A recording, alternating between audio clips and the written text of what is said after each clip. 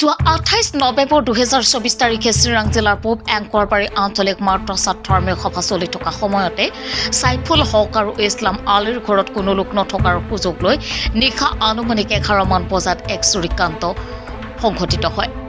আজি 6 দিনৰ পিছত কাজলগাঁও আৰক্ষীৰ কঠোৰ তদন্তৰ ফলত আব্দুল ছাত্তাৰ আবদিনৰ 2 পুত্ৰ জয়নাল আবদিন আৰু জাহিদুল আলীৰ 2 ককাই ভাই চুৰিকাণ্ড চলোৱাৰ অভিযোগত আৰক্ষীয়ে কৰায়ত্ব কৰে বুলি ভুক্তভোগীয়ে জানিবলৈ দিয়ে।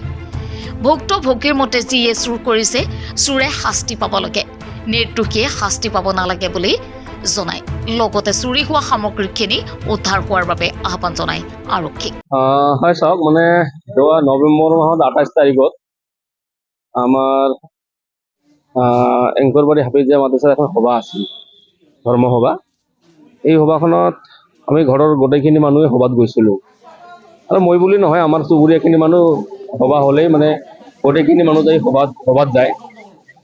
এই ঘৰত নথকাৰ সুযোগ লৈ মানে এদিনা মোৰ ঘৰত চুৰি হয়। দুটা ৰুমতে তলা মৰা আছিল, তলা ভাঙি পেলাই চোৰে মানে ঘৰত সোমাই পেলাই চুকেছ গডৰেজৰ যিমানখিনি বস্তু বাহিনী আছে মানে গোটেইখিনি বস্তু বাহিনী মানে অলপ ভাঙা পাতা কৰিছে। আৰু টেবুলৰ ডয়াৰত মোৰ 60,000 মান টকা আছিল আৰু সোণৰ অলপ অলংকাৰ আছিল। এই বস্তুখিনি চোৰে লৈ যোৱাৰ মানে ঘটনাটো হোৱাৰ পিছত মই 12টা মানত মানে সভাৰ পৰা ঘৰত আহি পেলাই চাওঁ মোৰ ঘৰৰ এই অৱস্থা। তেতিয়া মই সভাত যিখিনি মানুহ আছে মোৰ মানে লগৰ আত্মীয় স্বজন, মই খবৰটো দিলোঁ। খবৰটো দিয়াৰ পিছত গোটেইখিনি মানুহ ঘৰত আহে, আৰু তাৰে এজনৰ ইছলাম আলী, তেখেতৰো মোৰ ঘৰৰ লগতে ঘৰ হয়, অলপ ওচৰা ওচৰি। তেখেতৰ ঘৰৰ পৰাই 3,20,000 টকা এই ঘৰৰ পৰা লয়। আৰু তাৰ ঘৰত বহুত ডাঙৰ ডাঙৰ তলা ওলোমা আছিল, গ্ৰিলৰ দৰ্জা হয়, এইবিলাক ভাঙি পেলাই মানে চোৰে মানে বস্তুখিনি লুটপাট কৰিছে। এইখিনি সময়তে মানে পুলিচ কাৰোবাৰ ওচৰত খবৰটো পাই পুলিচে গৈছিল, তাৎক্ষণিকভাৱে এটা মানে ইনভেষ্টিগেশ্যন কৰিছিল। পিছদিনা আকৌ ৰাতিপুৱা মানে আমি পুলিচৰ লগত যোগাযোগ কৰিলোঁ, পুলিচে যোৱাৰ পিছত দুয়োটা ঘৰতে, ইছলামৰ ঘৰত আৰু মোৰ ঘৰত যাই পুলিচে তদন্ত কৰিলে, কিবা কিবি লিখি নিলে, পুলিচৰ মানে প্ৰয়োজনীয় সামগ্ৰীখিনিও লৈ আহিল। অহাৰ পিছত আমি সন্ধিয়া মানত আহি এটা এজাহাৰ দিলোঁ। ইজাহাৰৰ ভিত্তিত পিছদিনা পুলিচ লোকেশ্যনত গৈছিল, আৰু তাৰ পৰৱৰ্তী সময়ত মোবাইল টেক কৰি নে কিবা কৰি কিবা ছিষ্টেম আছে মই গম নাপাওঁ, মোবাইলৰ যাৱতীয় বস্তু মানে মোবাইলৰ পৰাই যাৱতীয় বস্তু তথ্য সংগ্ৰহ কৰি পেলাই আমাৰ ঢালিগাঁও থানাৰ মানে OC মহোদয়ে তেখেতে 2জনমান মানুহক মানে কৰায়ত্ব কৰে। 2জনে ভাই ককাই হয়। মই জনামতে এজনৰ নাম জাহিদুল আৰু এজনৰ নাম জয়নাল আবদিন।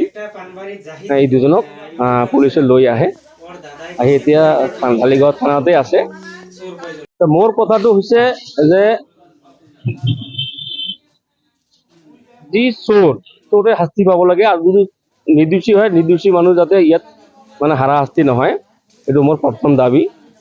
আৰু দ্বিতীয় দাবী হৈছে যিখিনি বস্তু মানে অলৰেডি চুৰি হ'ল, এই গোটেইখিনি বস্তু যাতে ৰিকভাৰী হয়, এইটো মই মানে আপোনালোকৰ জৰিয়তে মই ঢালিগাঁও থানাৰ OC মহোদয় প্লাছ চিৰাং SPৰ জৰিয়তে এইখিনি কথা মই প্ৰকাশ কৰিলোঁ। মই আৰক্ষী প্ৰশাসনক মই অনুৰোধ জনাইছোঁ যাতে ৰিকভাৰী কৰা গোটেইখিনি বস্তু যাতে ৰিকভাৰী হয়, সেইখিনি মোৰ মানে চিৰাং প্ৰশাসনৰ ওপৰত মোৰ পৰজোৰে আপত্তি বা দাবী। ধন্যবাদ। হয়, যোৱা নৱেম্বৰ 28 তাৰিখে ৰাতি সন্ধিয়া আমাৰ পশ্চিম এংকৰবাৰীত এখন ধৰ্মীয় সভা আছিল, পূব এংকৰবাৰীত। এই সভাত মই উপস্থিত থাকোঁ, আৰু ভলণ্টিয়াৰ ইনচাৰ্জ হিচাপে মই আছিলোঁ তাতে। আৰু মোৰ ঘৰৰ ফেমিলি ৰাতি অনুমানিক 9টা বজাত মই লৈ গৈছোঁ। যোৱাৰ পিছত আমাৰ ঘৰৰ ওচৰত ছাইফুল দাদা বুলি মাতোঁ, তেওঁৰ ঘৰত চুৰি হয় বুলি তেওঁ 12টা বজাত গম পালে। পিছত খবৰ কৰাতে মই শুনি পালোঁ চুৰি হৈছে। হোৱাৰ পিছত মই দৌৰে আহিলোঁ। মোৰ ঘৰত 3,20,000 টকা আছিল। এই টকাখিনি আহি চাওঁ, গেটৰ বাউণ্ডাৰী গেটৰ তলা ভাঙা, গ্ৰিলৰ তলা ভাঙা, দৰ্জাবিলাক ভাঙা, পিছত যিমান বিছনা আছে বিছনা পাতি দয়া চব উলট পালট কৰি ৰাখি দিছে। পিছত লগে লগে গাঁৱৰ মানুহ আছিল, মইতো ক'বই নোৱাৰো, মই চেঞ্চলেছ হৈ গৈছিলো, মই কান্দি কান্দি। পিছত অলপ পিছত পুলিচ প্ৰশাসনে আহি ইনকুৱাৰী কৰি লৈ যায়। আকৌ ৰাতিপুৱা অচি মহোদয় কাজলগাঁৱৰ তেওঁ উপস্থিত হৈ কিবা মোবাইল জগত তথ্য সংগ্ৰহ কৰি আছিল। এই সংগ্ৰহৰ জৰিয়তে কিবা 2জন আসামী ধৰা পাইছে বুলি আমি জানিবলৈ পাইছো। এতিয়া যি দোষী শাস্তি পাব লাগে, আৰু নিৰ্দোষী হলে নিৰ্দোষী মানুহক হাৰাশাস্তি কৰিব নালাগে, মোৰ এইখিনি দাবী। আকৌ ইয়াৰ লগতে মোৰ যিখিনি টকা হাৰাইছে 3,20,000, এইখিনি ৰিকভাৰ কাৰণে কাজলগাঁও অচি মহোদয়ৰ অনুৰোধ থাকিল, আৰু চিৰাং SP মহোদয়লৈ কাকৰ অনুৰোধ থাকিল। মোৰ এইখিনিয়ে ক'ব লগা আছে।